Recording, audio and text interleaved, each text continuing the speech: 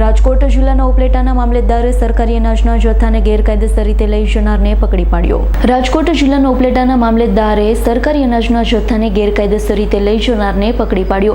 સરકારી અનાજના જથ્થા સાથે એક વ્યક્તિને ઉપલેટા મામલતદારે પકડી પાડ્યો। ઉપલેટામાં રાશનનો માલ બરાબર બારોબાર વેચાય તે પહેલા મામલતદાર નિખિલ મહેતાએ સપાટો બોલાવી દીધો।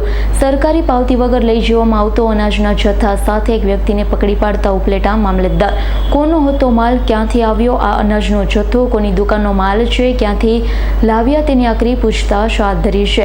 50 કિલો વજનવાળા 21 કટ્ટા ચોખા, 35 કિલો ચોખાના 2 કટ્ટા, ICDS યોજનામાં આપવામાં આવતા ચણાના 12 પેકેટ અને લોડિંગ વાહન સહિતના મુદ્દામાલ સાથે એક વ્યક્તિને પકડી ઉપલેટા પોલીસને સોંપી દેવાયો છે। વિપુલ ધમેચાનો રિપોર્ટ, S9 ન્યૂઝ, ઉપલેટા।